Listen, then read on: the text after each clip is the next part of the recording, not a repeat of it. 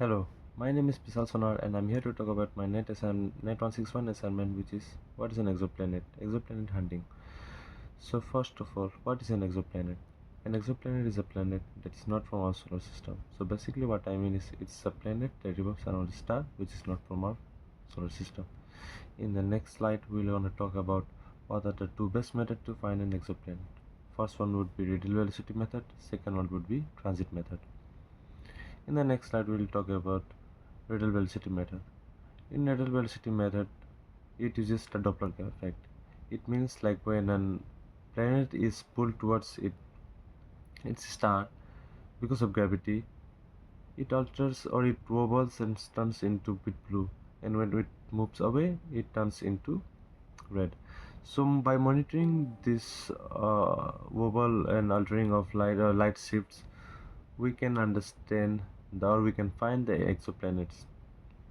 One of the first exoplanets was also found by this method, which was 51 Pexis b, also known as 51 Peg b. In the next slide, we're going to talk about transit method. How does a transit method work?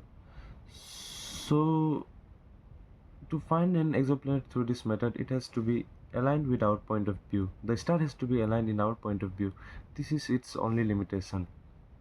So when a planet passes through this star, the light of the star gets bit dimmed, and by measuring this dimming of light, we can understand what's the amount of dimming of light help us find the size, or the multiple dimming can help us find the orbitable time. So this is how transit method works. In the next slide, we'll talk about demonstration of the radial velocity method. So in radial velocity method, use a spinning chair.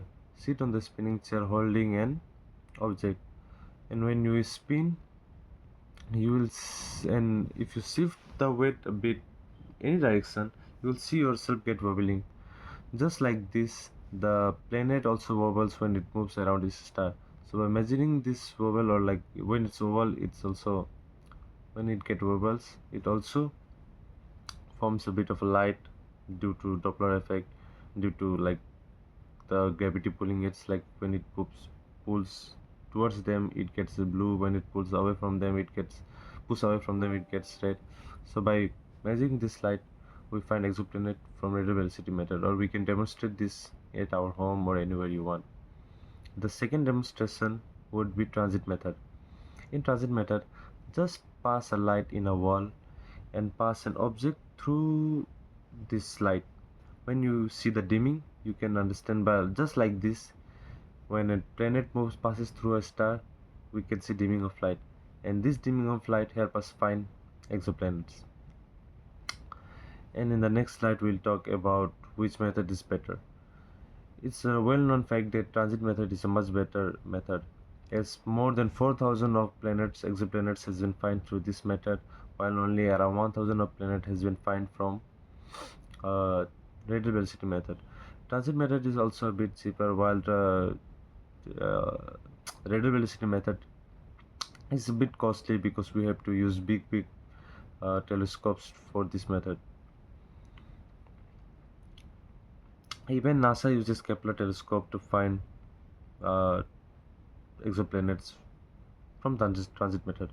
While transit method, uh, while to use radial velocity method, you should also use with the combination of transit method. But the better one is transit method.